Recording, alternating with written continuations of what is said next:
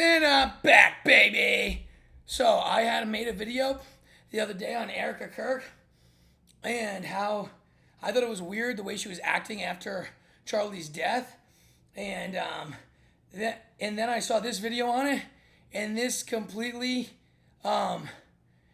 everything that this guy said, Nick Fuentes, made 100% sense, and he was questioning the same thing that I was questioning about how she was acting, how it was like really strange the way she was acting, how she was capitalizing on everything instead of like grieving. Like, oh, and then they say, oh, everyone grieves in a different way. No, they don't. No one goes out and, if they really care about their husband, no one goes out and starts trying to make money off them immediately right after. Like, they act how Candace Owens does, which is they literally don't even want to go on social media at all. And like, Candace Owens was actually acting like the grieving wife, where Erika Kirk was actually acting like an opportunist demon. Like, I didn't like it, the way she acted at all in any way, but let's watch the video on it. I'm going to gain any favor. I'm going to get critiqued for saying this, but this is just how I feel. I tell you how I feel on the show. Once again, it's not my place to judge. Yes, it is. I can only imagine what this person is going through. I say this. Yeah, you can only imagine what she's going through, but then she's literally sitting there like smiling live on TV. It's actually like disgusting. Deepest humility possible. Deepest humility possible. But Erika Kirk goes up there. First of all, she declares herself the CEO of Yeah, I don't like that. Is that really appropriate? Nope. I don't Nope. like that.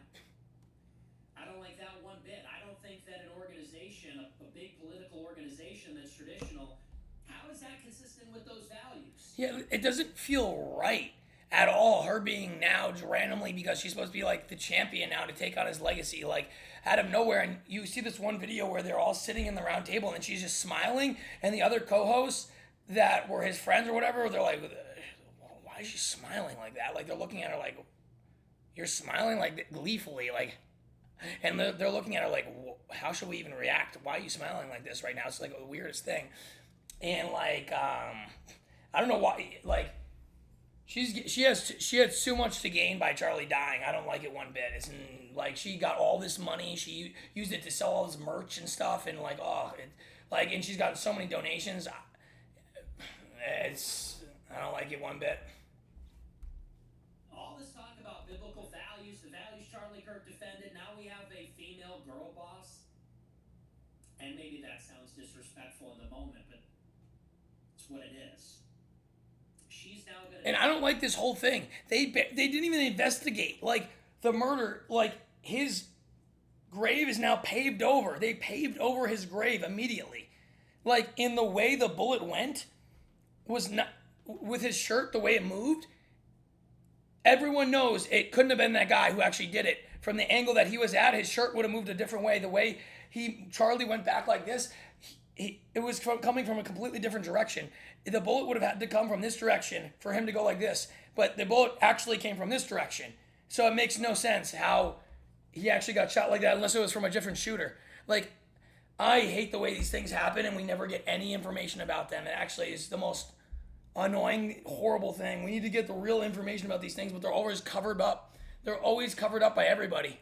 Become the CEO. That makes sense the week that he's killed in a year. Does that make a ton of sense? Not so sure. Oh my god. Yeah, this is the guy I needed to see on my screen. It's horrible. And she gets up there and she says she forgives the killer. We don't forgive killers. Now, once again, I don't forgive killers. The deepest humility. How she responds to this is her right. It's not even my place to say it's her right. Of course it's her right. It's her husband. It's the father of her children, of course. And like, yeah, you think she'd be like sad? Imagine what she's going through, and I pray for her, and God bless her. God bless her and her children and her late husband. But she said she forgive the killer. And this I have a problem with. A lot of people responded to this, and it was a controversial remark. And a lot of people said that would... You cannot forgive. I don't care how religious you are, you don't forgive the killer because it's stupid. Okay? He's evil scum and he deserves to be eternally damned to the pits of blackness and despair with the wailing and gnashing of teeth. He doesn't deserve to be forgiven by you. He just killed your husband, you stupid woman. That's why women are dumb. People said, and I think I understand that reaction, people said, we're being murdered and we're so eager to forgive. Yeah. And other people responded to that and they said, well, there's no tension there. They said, because we can forgive on a personal level while also pursuing justice on the level of government. In other words, we can let go of... No, we need to be personally... No, it's not vengeance. It needs to be justice. Retribution against these people. There needs to be justice, and we need to take it personal. And bitterness on a personal level.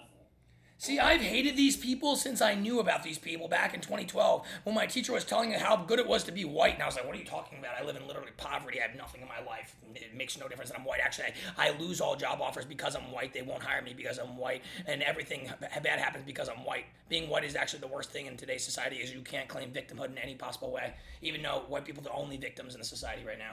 Justice for the good of society, for the good of the perpetrator and their victims. Because God is not just merciful, he's also just. But I would say that both of these positions missed the mark. This was my thought on it. She either meant what she said or she didn't. Believe me, she did it. And people will also probably judge me because of this, but like, I think Erika Kirk is like so fake. Like for real. Like she is also starting to annoy me like so much. She is way too much in the picture. And like just with her speech at like the memorial of Charlie Kirk, it's just too much, and she's starting to annoy me and probably more people. But also like what she was doing while she was making this, I don't know if you guys have seen this. Like she made like a video on her Instagram, and she took like a picture of she was holding the hand of Charlie Kirk when she was standing next to his coffin, and she posted this online. That's like so inappropriate. Yeah, it's weird. Like you can't do that. That's so disrespectful. And of course, she is like, she was the wife of Charlie Kirk. I understand that she is maybe allowed to do this. But also she is like way too much in the picture. I get the feeling that she wants to make like Turning Point USA into like Erika Point USA. Yeah. It's just too much. And like, feel free to debate me, but this is just how I feel. And I'm just being honest about it. Like Erika Kirk. And you'd be right. Like take some rest and spend some time with your family, with your children. When your husband literally gets assassinated in the most gruesome way, and the next day you're making speeches and laughing and getting donations and being so happy about it, yeah, there's something wrong there. And stop being like, she just wants to be in the picture all the time. It's starting to annoy me. I just wanted to share this.